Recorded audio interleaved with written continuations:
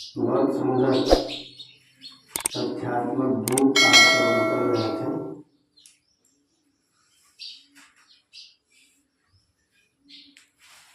आर्य समाज के कर्मकांड को छोड़ दे तो बाकी हिंदू समाज का जितना कर्मकांड है उस कर्मकांड में, क्योंकि मंत्रों का विनियोग क्रिया और विधि के अनुकूल नहीं है, इसलिए जो उधर का कर्मकांड है वो कर्मकांड भौतिक रूप में तो है पर आध्यात्मिक रूप में नहीं है।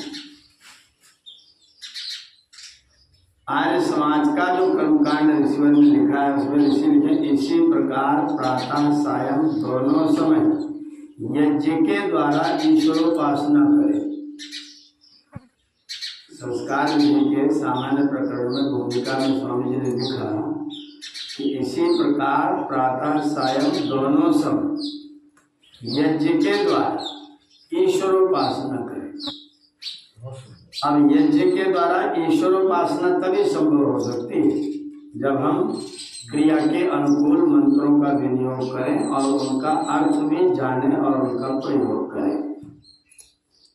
अगर मंत्रों के अर्थों का बिना जाने हम मंत्रों का विनियोग कर देंगे तो भौतिक भाव तो होगा लेकिन आध्यात्मिकता किसी कोने से भी नहीं आ सकती। जैसे नवग्रह की पूजा के समय हमारा पौराणिक जो पंडित समाज है वो कहते हैं उद्बुद्ध स्वाग्ने प्रतिजागृहित तो निष्ठा पूर्ति संचय।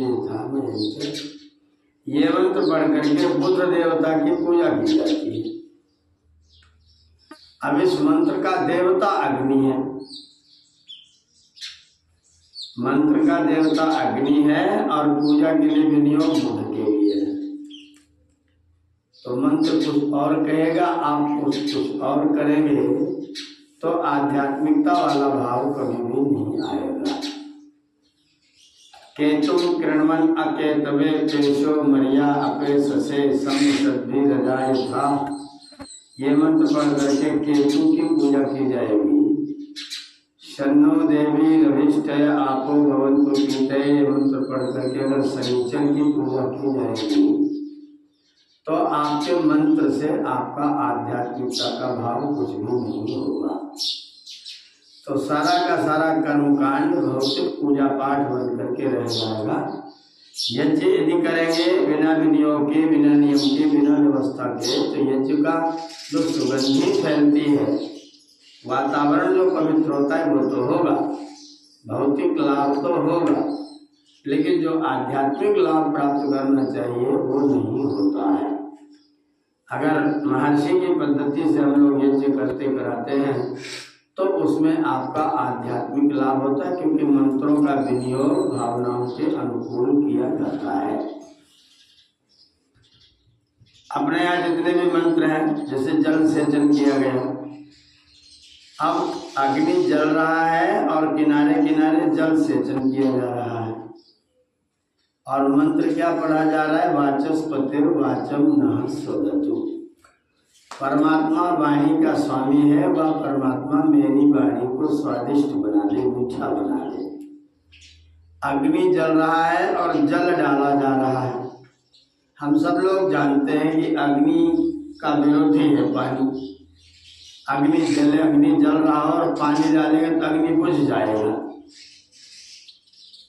जैसे अग्नि जलने पर पानी डालने से अग्नि बुझ जाता है, वैसे ही क्रोध का अग्नि जलने पर मीठी वाणी डालने से क्रोध का अग्नि बुझ जाता है। क्रोध किसी को गुस्सा आ रहा हो और आपने हाथ जोड़ के पैर पकड़ लिया तो कितने देर तक गुस्सा करेगा? एक बार माफ कर दीजिए, एक बार, अरे आपका ही तो बच्चा हूँ, गलती तो हो गई, आपका ही बच्चा हूँ, एक बार माफ कर। कितनी देर तक गुस्सा रहेगी? तो आपका क्रोध शांत हो ही जाएगा। तो अग्नि जला करके जल किनारे किनारे डालते हुए प्रार्थना कर रहे हैं कि मेरा अग्नि बुझ जाए। क्रोध का अग्नि जले तो वाणी के अग्नि से उसको बुझाओ, वाणी के पानी से बुझाओ। इसलिए जब हम किसी को पानी देते तो थोड़ा पानी वानी लाओ, पानी लाओ और पानी के साथ में वाणी भी ले आओ। अगर वाणी नहीं रहा तो पानी कम काम करेगा। पानी तो भौतिक अग्नि को तो बुझा देगा, लेकिन आध्यात्मिक जो अंदर अग्नि जलेगा उस अग्नि को बुझाने के लिए आपको वाणी की भी जरूरत पड़ेगी। तो पानी वाणी लाओ। तो पानी डालते हुए वाणी के लिए प्रार्थना करना एक सार्थक प्रयोग मालूम पड़ता है। अगर इसी मंत्र को पढ़ करके और हम लोग किसी और को सिंदूर चढ़ाने लग जाएं तो इस मंत्र का उस क्रिया से कोई संबंध नहीं होता है, तो फिर उस क्रिया का कोई महत्व भी आध्यात्मिक दृष्टिकोण से नहीं हो सकता है। इसलिए यज्ञ के माध्यम से भौतिक और आध्यात्मिक दोनों लाभ उठाए जाएं, इसके लिए आवश्यक है कि मंत्रों के भावों को, मंत्रों के अर्थों को भी समझा जाए। सारे पौराणिक जगत में कश्मीर से लेकर कन्याकुमारी तक आचमन कराते हैं तो केशवाय नमः, माधवाय नमः, नारायणाय नमः, ये 3 मंत्र पढ़ करके आचमन कर। माधवाय नमः, केशवाय नमः, नारायणाय नमः, 3 बार जल माथे से लगा लो, ऐसा पंडित जी बोल देते हैं। हमने कहा ये क्या क्रिया? बोले आचमन क्रिया है। हमने कहा आचमन क्या है? आपने तो कहा माथे से लगा लो। तो आचमन माने माथे से लगाना तो नहीं होता है। चमन माने तो खाना है, चमु अदने धातु है, और आचमन माने तृप्त होकर के खाना, इतना खाना की तृप्ति हो जाए, इतना खाना की तृप्ति हो जाए, इसको बोलते आचमन। अब आप देखिए कि भोजन पेट में जाता है तो तृप्ति पेट से होती है कि मस्तिष्क से होती है, हृदय से होती है? पेट का तृप्ति से कोई लेना देना नहीं, पेट तो गुब्बारा है, पेट में तो भर गया, काम खत्म हो। तृप्ति कहाँ से होती है? वो तृप्ति जो है वो आपके हृदय का विषय है, आपके विचार का विषय है। तृप्ति आपके मन से होती है। इसे जो ऋषि कहते हैं आचमन करने, कहते हैं हाथ की हथेली पर उतना जल रखें जो कंठ से होता हुआ हृदय तक जाए। कहाँ तक जाए? हृदय तक जाए। मैंने तृप्ति कहाँ से होनी है? पेट से नहीं होनी, तृप्ति हृदय से होनी। तो वो जल उतना लिया जाए जितना हृदय तक जाए। मेरा आवास यहाँ पर है और मैं पानी यहाँ तक प्राप्त करके मैं तृप्त हो गया। और यहाँ जो पानी लिया जा रहा है वो पानी भी पानी नहीं है, वो पानी जल है। और जल का मतलब पानी नहीं है। जल के दोनों शब्दों को अलग अलग कर दिया जाए तो एक उसमें ज अक्षर है और एक उसमें ल अक्षर है। तो ज का अर्थ होता है जिसमें से सब कुछ पैदा होता है, उसे कहते हैं ज। और जिसमें सब कुछ लीन हो जाता है उसे कहते हैं ल। जिसमें से सब पैदा हो वो ज, और जिसमें सब लीन हो जाए वो ल। ये दोनों गुण ईश्वर के अंदर है, क्योंकि ईश्वर से जगत पैदा हुआ और ईश्वर में ही लीन हो गया। तो जल माने क्या है? परमात्मा। मैंने अपने हाथ में जल रूप में परमात्मा को अपने सामने प्रत्यक्ष कर लिया। आप पूछिए प्रश्न कि जल ही क्यों लिया, और कोई चीज ले लेते, मिट्टी ले लेते। मिट्टी में भी तो परमात्मा है, लेकिन जिस रूप में जल है उस रूप में नहीं है मिट्टी। मिट्टी स्थूल है, जल सूक्ष्म होकर के परमाणु रूप में चला जाता है। मिट्टी भी परमाणु रूप में जा सकता है, लेकिन जिस तरह से जल प्रत्यक्ष ऊपर से नीचे की ओर को आता है, नीचे से ऊपर की ओर को जाता है, वैसे प्रत्यक्ष मिट्टी का नहीं हो सकता है, आकाश का हो ही नहीं सकता है। आग हाथ में रख नहीं सकते, हवा को पकड़ नहीं सकते, मिट्टी ज्यादा स्थूल है, उसे हृदय तक ले नहीं जा सकते। तो क्या बचेगा पांचों में से? एक ही तत्व बचेगा जिसे आप ले सकते हैं। जल को हाथ पर रखा और मंत्र क्या पढ़ा? केशवाय नमः नहीं, अमृत उपस्तरणमसि। हे परमेश्वर, आप अमृत के बिछौने हो, उपस्तरण हो, बेड शीट हो, चादर हो। जल को नहीं कह रहे, पानी को नहीं कह रहे। संबोधन किसको किया जा रहा है? ईश्वर को। हे परमेश्वर भगवान अमृतस्य उपस्तरणम, आप अमृत के उपस्तरण हैं। स्वाहा, मैं इसको मन से, वचन से, कर्म से स्वीकार करता हूँ। परमात्मा हमारा आधार है। जैसे हम चादर बिछा के सोते हैं, दरी बिछा के सोते, हमारे आधार हो जाता है, ऐसे ही परमात्मा हम सब का जीवन का आधार है। हमने ये स्वीकार किया कि परमात्मा जीवन का आधार है। फिर दोबारा जल लिया और हमने परमात्मा से कहा, प्रभु खाली आधार ही नहीं हो, आप ऊपर से विधान भी हो, ऊपर से हमारे आवरण भी हो, ऊपर से हमारे कवच भी हो, नीचे से चादर, ऊपर से चादर, और चादर बिछा के चादर ओढ़ के मैं लेट गया, आराम से नींद आ गई, सो गया। परमात्मा नीचे भी है, ऊपर भी है। ऐसी जल नीचे भी है, ऊपर भी है। जैसे जल नीचे और ऊपर दोनों तरफ है, वैसे परमात्मा भी नीचे और ऊपर दोनों तरफ है। मैं ऐसे परमात्मा को अपने हृदय में प्रतिष्ठित करता हूँ। क्यों करता है भाई? तो इसने कहा क्योंकि मुझे सत्य चाहिए, क्योंकि मुझे यश चाहिए, और क्योंकि मुझे श्री चाहिए। सत्य ब्राह्मण का, यश क्षत्रिय का, और श्री वैश्य का, वो तीनों मुझे चाहिए। ब्राह्मणत्व भी चाहिए, क्षत्रियत्व भी चाहिए, और वैश्यत्व भी चाहिए। श्री भी चाहिए, यश भी चाहिए, और सत्य भी चाहिए। तीन चीज चाहिए, इसीलिए मैं 3 बार आचमन कर रहा हूँ। सत्य बोलते समय हर व्यक्ति झूठ बोलते समय सोचता है कि कोई जान तो नहीं रहा है। झूठ बोलते समय हर व्यक्ति सोचता है कोई जान तो नहीं रहा है। अगर मैंने परमात्मा को हृदय में प्रतिष्ठित कर लिया तो मैं जो शब्द बोलूंगा वो मेरा नाभि से होकर के आएगा। हर शब्दों की उत्पत्ति नाभि से होती है। नाभि से शब्द चला और हृदय में परमात्मा का अधिवास है, तो वो शब्द परमात्मा से टकरा के आएगा। और जब मैंने परमात्मा को यहाँ व्याप्त कर लिया और मेरा शब्द नाभि से ऊपर को उठा, अब मैं किससे छिपा के झूठ बोलूं? जब मैं बोलूंगा तो परमात्मा के पास से होके आ रहा, तो परीक्षा तो नहीं होगी। परमात्मा मेरे हृदय में विराजमान है, इसलिए मैं असत्य बोल ही नहीं सकता, क्योंकि परमात्मा जान लेंगे मैं जिससे छिपाना चाह रहा हूं उसे छिपा नहीं रह जाएगा। परमात्मा मेरे हृदय में 2 मंत्रों से मैंने प्रतिष्ठित कर दिया और बाद में सत्य की प्रार्थना किया। मैं सत्य ही आचरण करूं, मैं यशस्वी बन जाऊं, मेरे पास में श्री हो जाए। आखिर का श्री मई सहता, श्री मुझ में आश्रित हो जाए। श्री को डबल बार कहा। श्री का मतलब लोग कहते श्री माने धन संपत्ति, लेकिन श्री माने धन संपत्ति नहीं है। श्री का मतलब होता है जिसके द्वारा मैं किसी का आश्रय बनने की सामर्थ्य प्राप्त करता हूं, उसे कहते हैं श्री।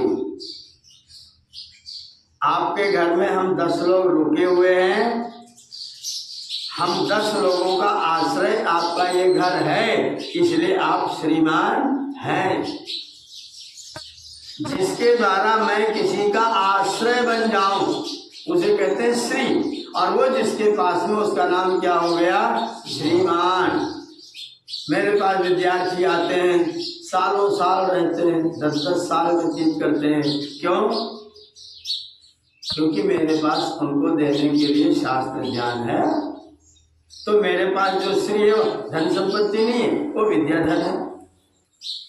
कोई व्यक्ति बहुत सारा दान करता है तो धन का दान करता है, वो इसलिए श्रीमान है क्योंकि वो दूसरों का आश्रय धन से बन जाता है, कोई ज्ञान से बन जाता है, और कोई रक्षा से, बल से बन जाता है। तो धन भी हो, बल भी हो, ज्ञान भी हो, तीनों से आप किसी के आश्रय बन जाएं, इन तीनों का ही नाम है श्री। जिसके पास ये तीनों नहीं है वो श्रीमान नहीं हो पाता है। या तो धन हो, या तो बल हो, या तो ज्ञान हो। तभी कोई व्यक्ति आपके पास में आएगा। आपके पास कोई कुछ पूछने आएगा तो क्या पूछने आएगा? आपकी जानकारी। आपके पास भाग करके आएगा, आप मुझे बचा लेंगे इसलिए आएगा। आपके पास आएगा तो मुझे आप कुछ दे देंगे इसलिए आएगा। और चौथा कोई कारण कुछ नहीं। आपके पास ज्ञान, धन और बल ये तीनों चीजें हैं तो आप श्रीमान हैं। इसलिए का सत्यम यशा श्री मई श्री श्वेताम, या श्री मुझ में आश्रय पा जाए, मेरे पास इतना हो जाए कि मैं अपना तो पालन पोषण, चींटी कीड़े मकोड़े चिड़िया यहाँ चहचहाती हुई जब उनको बच्चा लेने की इच्छा होती है तो घर बनाना शुरू कर देती है। अब ये घर बनाने इसका मतलब इनको अंडा देना है। अंडा देती हैं, भोजन भी ढूंढती हैं, बच्चा पैदा होगा तो बच्चे को भी खिलाएंगी पिलाएंगी। जब बच्चा उड़ने के लायक हो जाएगा तब उसको छोड़ देंगे। तो अपना पालन पोषण, संतान उत्पत्ति, अपनी प्राण रक्षा ये भी कर रही है। अगर हम अपना ही करते हैं तो फिर हम गौरैया क्यों न हो गए, फिर हम मनुष्य क्यों हो गए? हमारे मनुष्य होने का लाभ है कि मैं अपना तो आश्रय हूँ ही हूँ, मैं दूसरों का आश्रय बन जाऊं, मैं थोड़ा श्रीमान बन जाऊं। अगर मैं अपना ही अपना करता हूं तो फिर मनुष्य होने की कोई जरूरत नहीं है। जब तक मैं दूसरे के लिए कुछ नहीं करता हूं तब तक मेरा मनुष्य होना बिल्कुल बेकार है। तो आचमन करता हुआ व्यक्ति परमात्मा से प्रार्थना करता है, परमेश्वर आप मेरी ओढ़ने की चादर हैं, आप मेरी बिछाने की चादर हैं, मैं आपको नीचे ऊपर दोनों तरफ से आपके अंदर समाहित हूँ, आप मेरे अंदर समाहित हैं। आपकी कृपा से मैं सत्यवादी, यशस्वी और श्रीमान हो जाऊँ। इसलिए जल रूप में मैं आपको ही स्वीकार कर रहा हूँ। यह बात केशवाय नमः से कबूल, माधवाय नमः से कबूल। जब मंत्र के भावों को, मंत्र के अर्थों को समझ करके जब हम यज्ञ को करते हैं तो यज्ञ का आध्यात्मिक लाभ होता है और यज्ञ के द्वारा फिर हम ईश्वरोपासना करते हैं। अगर हम तथाकथित कर्मकांड करते हैं, कोई चर्च में जाएगा, प्रार्थना करेगा, प्रार्थना क्या होगी? Oh God we are sinners, forgive to us, हे भगवान हम पापी हैं, हमको माफ करो। ये चर्च की प्रार्थना है। क्या प्रार्थना? ओ गॉड वी आर सिनर्स, हम पापी हैं, हम सिनर हैं, हमें माफ करो। फॉरगिव टू अस, हमें मार्गदर्शन करो, हम पाप न करें। ऐसा नहीं है पाप तो मुझे कर लेने दो, पाप तो मुझे कर लेने दो, पर फॉरगिव टू अस, माफ करते रहो। गलतियां करने दो, माफी देते रहो। हम लोग प्रार्थना करने पहुंचे तो क्या किया? विश्वान देव सवितर दुरितानि, हे परमेश्वर मेरे जितने दुर्गुण दुर्व्यसन दुख हैं उनको बाहर निकालो। यद भद्रम तन्न आसुआ, और जो कल्याणकारी चीजें हैं वो मुझे ला करके प्राप्त करा दो। माफी करने की कोई जरूरत हमें माफी नहीं चाहिए। हमारे दुर्गुण दुर्व्यसन दुखों को दूर कर दीजिए। ऐसा कर दीजिए कि मैं गलती करूं ही ना, माफी मांगने की जरूरत ही ना पड़े। ऐसा कर दीजिए कि मुझे माफ करने की आपको आवश्यकता न पड़े, मुझे माफी मांगने की आवश्यकता न पड़े।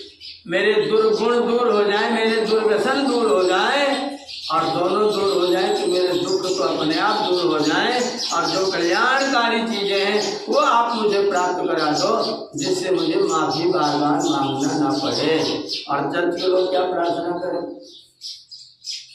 वो कहेंगे हम तो पापी हैं और हम पाप करेंगे, करते ही रहेंगे, आप तो हमें माफ कर दो। मंदिर में जाएंगे क्या कहेंगे? मैं मूर्ख खल कामी, मैं मूर्ख भी हूँ, खल भी हूँ, कामी भी हूँ, फिर भी मेरे ऊपर कृपा करो देवा, फिर भी मेरे ऊपर कृपा करो। मैं मूर्ख हूँ, खल हूँ, कामी हूँ, लेकिन आपकी कृपा मेरे ऊपर जरूर रहे। अगर परमात्मा मूर्खों, खलों, कामियों पर कृपा करे तो सज्जनों को क्या दे?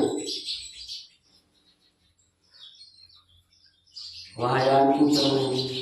वहाँ कह रहे मैं पापी हूँ, मुझको माफ कर दीजिए। और वेद क्या प्रार्थनाएं कर रहे हैं?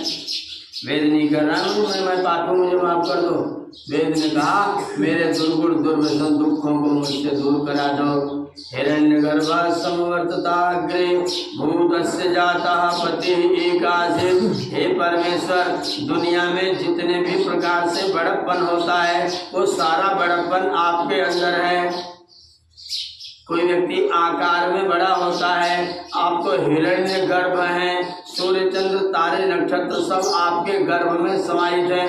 आपका आकार बहुत बड़ा है, आप आयु से भी बड़े हैं। समवर्तत अग्रे, इस संसार के होने से पहले भी तुम थे, तुम आयु से भी बड़े हो।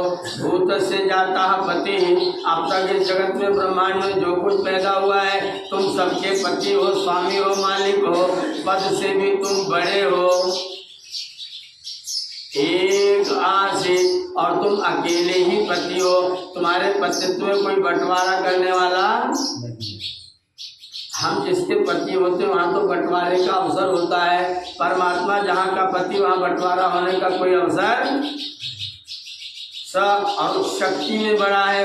दाधार पृथ्वी द्याम उत इमाम, इतनी बड़ी धरती को, इतने बड़े देवलोक को, सबको धारण करके अपनी अपनी कक्षा में घुमा रहा है। जो इतना बड़ा परमात्मा है, हम उसकी भक्ति किया करें। ये निकाह में माफी किया करें। हम ऐसे परमात्मा की भक्ति करें, दुनिया में सबसे बड़ा, चाहे पद से बड़ा, चाहे कद से बड़ा, चाहे जद से बड़ा, चाहे हद से बड़ा, जैसे भी बड़प्पन आप ढूंढेंगे परमात्मा सबसे बड़ा है। इसलिए उस बड़े की जो उपासना करेगा वो भी बड़ा हो जाएगा। इसी मंत्र को पढ़ करके हमारे पंडित जी लोग यजमान से दक्षिणा लेते हैं। यजमान से कहते हैं हाथ पर दक्षिणा रखो, फिर मंत्र पढ़ते हैं हिरण्यगर्भ समवर्तताग्रे भूतस्य जातः पत्रे गासीत। हिरण्य हमको दे दो, मंत्र खत्म हो। ये कर्मकांड करेंगे तो उपासना नहीं होगी। जब मंत्रों के अर्थों को जान करके, ईश्वर के गुणों को जान करके और फिर हम अपनी आंखें बंद करेंगे, उसके बड़प्पन को हृदय में, परमेश्वर आप तो हिरण्य गर्भ हैं, मैं आपकी शरण छोड़ के कहाँ जाऊँ। जब मैं नहीं था, जब मैं शरीर के साथ नहीं था, जब मेरे माता पिता भी नहीं थे, तब भी आप थे, तब भी आप मेरे आधार थे। इसलिए आप सर्वाधार हैं, मैं आपको छोड़ के कहाँ जाऊँ। इस संसार में आप ही सारे संसार के मालिक हैं, मैं आपको छोड़ के कहाँ जाऊँ। इस संसार में जितने शक्तिशाली लोग हैं उन सारे शक्तिशालियों में आप सबसे शक्तिशाली हैं, मैं आपको छोड़ के कहाँ जाऊँ। इसलिए मैं सरेंडर होता हूँ, मैं समर्पण करता हूँ, मैं आपकी विशेष भक्ति किया करूँ। ऐसी कृपा आप मुझे कराइए। या आत्मदावलदायस्य विश्वोपासते, तुम्हारी ही सब उपासना करते हैं, तुम्हारी ही सब प्रशंसा करते हैं। तुम ही आत्मज्ञान के दाता हो, तुम ही शरीर, आत्मा और समाज के बल के देने हारे हो। सारे विद्वान लोग तुम्हारी ही उपासना करते हैं। मुझे दृढ़ विश्वास हो गया है कि जो तुम्हारी छाया से रहित हो जाता है उसकी मृत्यु हो जाती है, जो तुम्हारी छाया में आ जाता है उसकी मृत्यु नहीं होती है, वो अमर हो जाता है। यस्य छाया अमृतम यस्य मृत्यु। इसलिए हे परमेश्वर, मैं आपकी विशेष भक्ति अर्थात आपकी ही आज्ञा पालन करने में तत्पर रहूं। हम तो ऐसी प्रार्थना करते हैं, और लोग प्रार्थना करते हैं तो we are sinners forgive to us, या तुम मैं मूर्ख हल्कामी कृपा करो भरता, ये सब प्रार्थनाएं करते हैं। और उन प्रार्थनाओं को करते करते आध्यात्मिकता के भाव से रहित हो जाते हैं। अपने को मैं मूर्ख बता रहा हूँ, इसका मतलब परमात्मा मुझे नहीं जानता होगा। कोई पुत्र किसी पिता के पास जाके बोले पिताजी मैं आप का पुत्र हूँ, तो पिताजी क्या सोचेंगे, बड़ा बेवकूफ है, मुझसे बताएगा कि मैं आपका पुत्र हूँ, इसको मुझसे ज्यादा और कौन जानेगा। अपने पिता को बता रहा है कि मैं तो मूर्ख हूँ, मैं तो खल हूँ, मैं तो कामी हूँ। ईश्वर सब कुछ जानता है। विश्वानि देव वयुनानि विद्वान त्वम विद्वान अहम न विद्वान, मैं मूर्ख हूँ कि नहीं या भी नहीं जानता, मैं खल हूँ कि नहीं या भी नहीं जानता, मैं कामी हूँ कि नहीं या भी नहीं जानता, सब कुछ कौन जानता है? त्वम विद्वान। कैसा समर्पण है मंत्र में। विश्वानि देव वयुनानि विद्वान, हे देव त्वम विश्वानि वयुनानि विद्वान, मेरे जितने भी नाम स्थान जन्म कर्म है वो सब तुम ही जानते हो, मैं कुछ नहीं जानता। अग्नि सुखा, मुझे रास्ता अच्छा सा दिखाओ, बस मैं गलतियां करूं तो योद्यस्मन चिहुरानम लेना, मेरे कुटिल पाप कर्मों के साथ मैं युद्ध करने जा रहा हूं, आप मेरी तलवार में थोड़ा धार दिला दीजिए, आप मेरी सामर्थ्य थोड़ी बढ़ा दीजिए कि मैं अपने क्रूर कर्मों से कुटिल कर्मों से स्वयं युद्ध कर सकूं। मैं युद्ध करूंगा, आप मेरे सहयोगी बन जाएंगे।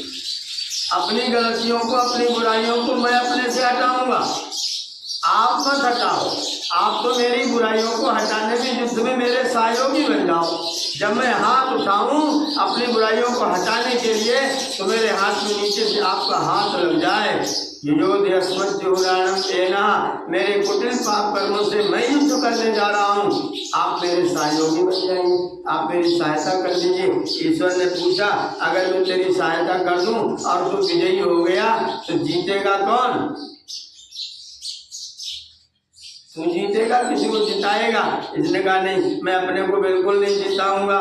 भूयिष्ठाम ते नमः उक्तिम विधेमा, मैं तुम्हारी ही प्रशंसा करूंगा।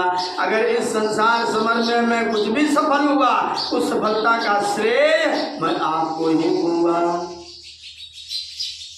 अगर मैं पास हो गया तो मेरी पढ़ाई, और मैं फेल हो गया तो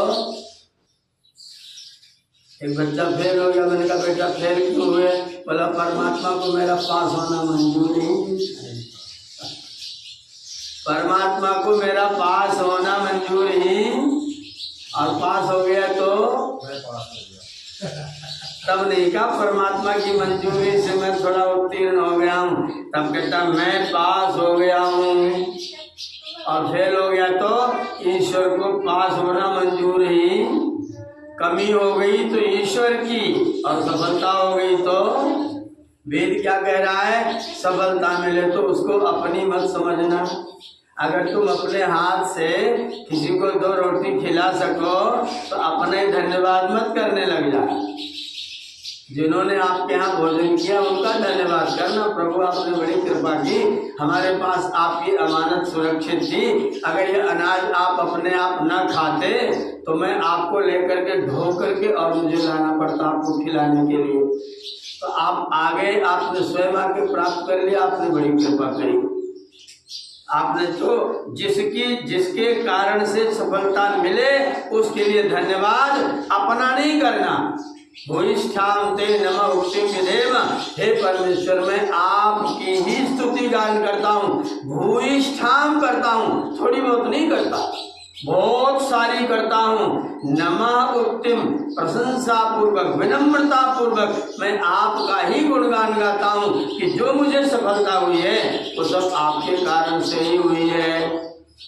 अगर कोई व्यक्ति वैदिक प्रार्थना करेगा तो कैसे भाव है, और अवैदिक प्रार्थना करेगा तो कैसे भाव है, बड़ी विचित्र स्थितियां हैं। वैदिक प्रार्थना कहता है इमं मे वरुण श्रुधि, हे परमेश्वर मैं हवम श्रुधि, मेरी पुकार को सुनो, मैं आपको पुकार रहा हूँ, आप मेरी पुकार को सुनो। इमं इस, हे वरुण मैं हवम श्रुधि, मेरी इस पुकार को सुनो। क्या करना चाहता है? इसने कहा अध्याचा मृडय, मुझको सुखी कर दो। क्या कहा? मुझे सुखी कर दो। परमात्मा सुखी करे इसका मतलब, परमात्मा हमको सुखी करे इसका मतलब हमारे विचारों को सकारात्मक कर दो। सकारात्मक विचार कर लीजिए सुखी, नकारात्मक विचार कर लीजिए दुखी। भानु जी ने इतनी देर तक बोला, अभी भानु जी के बाद ये शुरू हो गए, और अभी तो स्वामी जी भी बोलेंगे। हे भगवान पता नहीं कब तक बैठना पड़ेगा, दुखी हो गए। बड़ी कृपा की। भानु जी ने बड़ा सुंदर भजन सुनाया। अब आचार्य जी सुंदर प्रेरणादायक बात कह रहे हैं। पूज्यपाद स्वामी जी महाराज हमको प्रेरणा प्रदान करेंगे और सुनाते तो बहुत अच्छा होता। सुखी हो गए। सुख और दुख में केवल इतना सा अंतर है, केवल इतना सा। विचारों को सकारात्मक कर दीजिए, सुख हो गया। विचारों को नकारात्मक कर दीजिए, दुख हो गया। एक व्यक्ति की पत्नी खत्म हो गई, मेरे कंधे पर सर रख दिया, रोते रोते मेरा कुर्ता गीला कर दिया। मैं पीठ पर हाथ सहलाता रहा, वो आंसू से मेरा कंधा गीला करता रहा। मैंने बाद में जब थोड़ा देर हो गई, मैंने कहा भैया अब उठो, तो उठ गए। मैंने कहा इतने दुखी क्यों हैं? बोले मेरी देवी मेरा साथ छोड़ के चली गई, अब मैं असहाय अकेला अनाथ हो गया। दूसरे सज्जन मुझे मिले, मैंने कहा क्या हाल चाल है? बोले अच्छा हुआ मेरी देवी चली गई, मैं आराम से संन्यास ले सकता हूँ। मेरी देवी जी चली गई, अब मुझे संन्यास लेने में कोई बाधा नहीं है। पत्नी रहती तो कर्तव्य के पालन के चक्कर में मुझको रुका रहना पड़ता।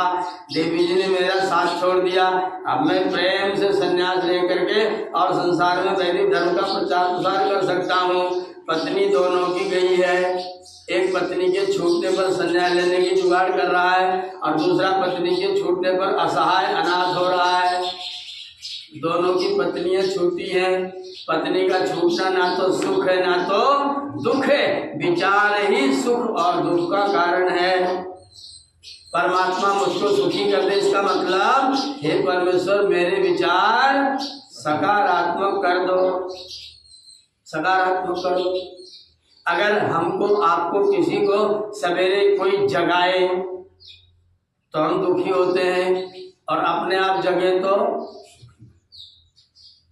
जगना दुखदायक की सुखदायक। आपके विचार जैसे हो, नहाना सुखदायक की दुखदायक। अब नहाना पड़ेगा तो पानी बहुत ठंडा लगेगा, और मुझे नहाना है तो ठंडे ठंडे पानी से नहाना चाहिए। गाना आए या ना आए फिर भी गाना चाहिए। बाथरूम सिंगर बन जाएगा, नाच नाच के नहाएगा। नहाना न सुखदायक न दुखदायक। सुखी होने का मतलब है विचारों का सकारात्मक हो जाना। सारे संसार के दुख खत्म हो जाएंगे, विचार सकारात्मक हो जाए, और सारे संसार की कोई भी चीज दुखदायक हो जाएगी, विचार नकारात्मक हो जाए। विद्यार्थी के बाबा जी आए, बच्चे के बाबा जी। विद्यार्थी सावधान हो गया, उसने कहा हे भगवान अब ये बुढ़वा पता नहीं कब तक बैठेगा, जब तक बैठेगा तब तक मुझे सीधा रहना पड़ेगा, जब तक बाबा जी बैठे तब तक दुखी। दूसरा बच्चा, मेरे बाबा जी आ गए, जब ये आते हैं तो मैं बहुत सचेत रहता हूँ और मैं ज़्यादातर समय पढ़ने में व्यतीत करता हूँ, मुझे पढ़ने का अवसर ज़्यादा प्राप्त होता है। अच्छा हो बाबा जी यहीं रहें। अब बाबा जी कहाँ ना सुन रहे, विचार बदला, दृष्टि बदली, सृष्टि बदली। विचार बदल देंगे तो दुख सुख में हो जाएगा, विचार बदल देंगे तो सुख भी दुख में हो जाएगा। इसलिए अध्याचा मृणे का मतलब है हे परमेश्वर ऐसी शक्ति ऐसी सामर्थ्य प्रदान करो कि मैं संसार में सकारात्मक रह सकूं, जिससे दुख मुझे देख करके दूर भग जाए, दुख मुझे झांकने न पा जाए। स्वामी स्वतंत्रानंद बैठे हुए थे, कोई व्यक्ति आकर के पंखा जलने लग गया, स्वामी जी ने उसको झपट के भगा दिया। क्या मूर्खता करते, रखो इसको। कपड़ा लिया, पोंछ रहे शरीर को, अंगूठा इतना पसीना कि गीला हो गया, मच्छर निचोड़ रहे थे पानी, फिर उसी से पोंछ रहे थे। पंखे वाले का महाराज मैं तो आपको जुगाड़ कर रहा था कि पसीना हो रहा है, मैं आपकी गर्मी दूर कर दूं, पंखा जल दूं। कहा मूर्ख, पसीना परमात्मा ने निकलने की व्यवस्था क्यों बनाई? परमात्मा कम बुद्धिमान है क्या? परमात्मा ने पसीना निकलने की व्यवस्था इसलिए बनाई है जिससे जो तुम्हारे शरीर में अतिरिक्त पदार्थ, नमक अतिरिक्त जो भर गया है वो सब शरीर में से बाहर निकल जाए। और बाहर के ताप का शरीर के ऊपर कोई प्रभाव ना पड़े, क्योंकि पसीने से जब शरीर नम रहेगा, गीला रहेगा, तो बाहर वाला ताप अंदर जा करके तुमको कॉलरा और हैजा नहीं बना पाएगा। इसलिए परमात्मा ने पसीना निकलने की व्यवस्था बनाई है। तुम पागल हो, पंखा चला के पसीना खत्म कर रहे हो। मेरा पसीना जितना निकल जाए उतना अच्छा है, शरीर शुद्ध हो जाएगा। तो पसीना आना खराब की अच्छा। कैंसर के मरीज को पसीना आना बंद हो जाता है। क्यों? क्योंकि इम्यूनिटी पावर ही नहीं है, मर गई इम्यूनिटी पावर। एड्स के मरीज को पसीना नहीं आता, क्योंकि पसीना तब निकलेगा जब शरीर विरोधियों से लड़ने की कुश्ती करेगा, तब विरोधियों को मार के बाहर निकालेगा। अगर विरोधी हमारा शरीर कमजोर हो गया तो विरोधियों को बाहर निकालने का चांस खत्म। हमारे यहाँ कोई जबरदस्त विरोधी आ गया, एकदम छींक आती है और छटाक से कोई चीज बाहर निकलती है। कैंसर के मरीज को छींक ही नहीं आती, इम्यूनिटी पावर खत्म। वो अंदर आने वाली चीज को बाहर भगा ही नहीं सकता। परमात्मा ने छींक बनाया किसके लिए? शत्रु को बाहर भगाने के लिए। खांसी बनाई किसके लिए? शत्रु को खांस के बाहर निकालने के लिए। आपको खांसी हुई, आपने दवा लेके दबा दिया, बाद में गठिया होगा। खांसी हो तो कफ को और निकालने वाली दवाइयां सेवन किया जाए। त्रिकटु को शहद के साथ में लिया जाए, गरम गरम पानी पिया जाए, अरूसा की जड़ का काढ़ा पिया जाए, जिससे जो निकल रहा है और ज्यादा निकल जाए। शत्रु बाहर निकल जाएगा तो मैं स्वस्थ हो जाऊंगा, शत्रु को अंदर इकट्ठा करूंगा तो मैं रोगी हो जाऊंगा, बीमार हो जाऊंगा। ये सारे शत्रुओं को बाहर निकालने की परमात्मा ने जुगाड़ बना रखी है। सकारात्मक सोचेंगे तो सुख और नकारात्मक सोचेंगे तो दुख होगा। इसलिए सदैव सकारात्मक सोच रखें, तब परमात्मा हमको सुखी। अध्यात्म हृदय, परमात्मा ने कहा तू मुझे ही क्यों पुकार रहा है? तेरे साथी मित्र दोस्त और कोई नहीं है क्या? तेरा और कोई साथी नहीं? स्वामी चेतनानंद से प्रार्थना कर, मेरे पास क्यों आया? उसने कहा नहीं, मुझे पता है, मुझे पता है चेतनानंद जी डांट के भगा देंगे। एक व्यक्ति वैद्य जी के पास गया। वैद्य वल्लभ दास सिकंदराराव में रहते थे। मैं वहाँ जाके बैठा, मैं अक्सर उनके पास जाके बैठ जाता था, मुझे बहुत अच्छा लगता था। कोई निदान बताते थे, मुझे सुनने में बहुत अच्छा लगता था। मैं चुपचाप एक कोने में जाके बैठ जाता था, दिखाने के लिए नहीं, ऐसे ही कोने में चुपचाप जाके बैठ गया। वो वैद्य रोगी देखते थे, निदान बताते थे। एक व्यक्ति आया, उन्होंने ऐसे नाड़ी पर हाथ रखा, आंखें बंद की, चुपचाप बैठ गए। 5 मिनट बैठे रहे, आंखें खोली, खींच के थप्पड़ उसके गाल पर मारा। मैंने कहा क्या हुआ? बोले जब मैंने तुझे रोका था, मूली ना खाने को कहा था, तूने कल शाम को मूली क्यों खाई?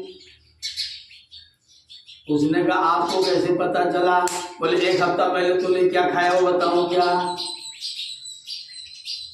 नाड़ी पर हाथ रख लेने से तूने 40 दिन पहले जो भोजन किया था पूरी सूची बना के तुझको दे दूंगा। अन्न का प्रभाव 40 दिन तक आपके शरीर पर रहेगा। तूने 40 दिन में क्या क्या खाया मैं सब सूची बना के तुझे दे देता हूँ।